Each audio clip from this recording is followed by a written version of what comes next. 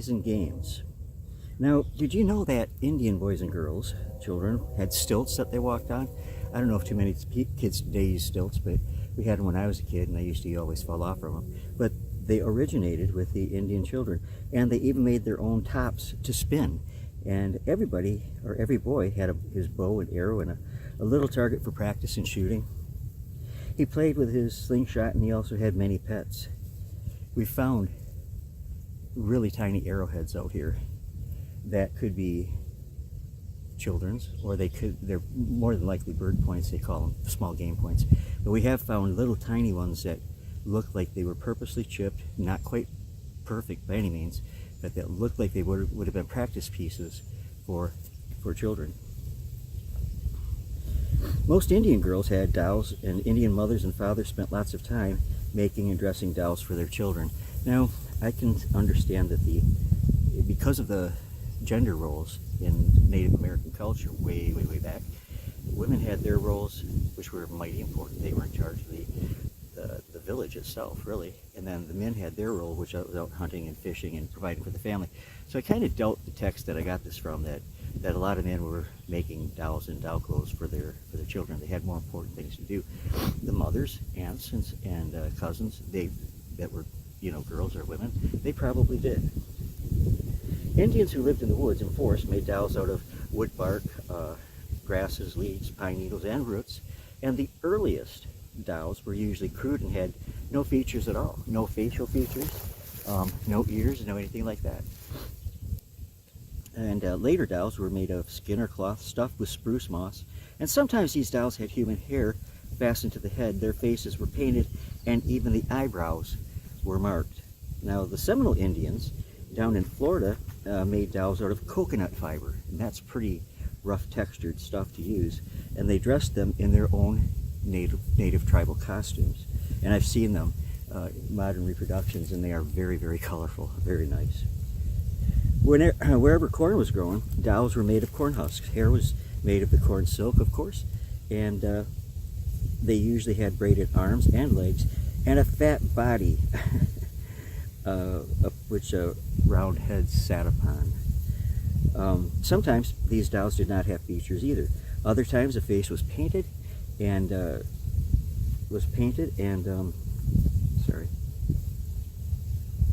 Other times the face was painted on a piece of skin and sewed to the head. Some of the dolls did not have clothing, while others were dressed in skins or robes like those that were used by the tribe that was, using the doll. The doll was as tall as the corn husk, about 6 to 10 inches high. Occasionally, dried apple faces were used on the cornstalk doll too, where you carve a face into an apple. Okay, occasionally a dried apple face was used on a corn husk doll. In some school projects, even when I was a kid, we used to do that. You'd take an apple and you'd carve a face into it, and as it would shrink up, it would turn into something usually hideous looking, but they were kind of cool. And to make an apple face, a green apple was peeled and cored, and on one side the features were gently molded with the hand, and then it was hung up to dry quite slowly. I don't know, maybe it didn't shrivel up as much if it dried slowly.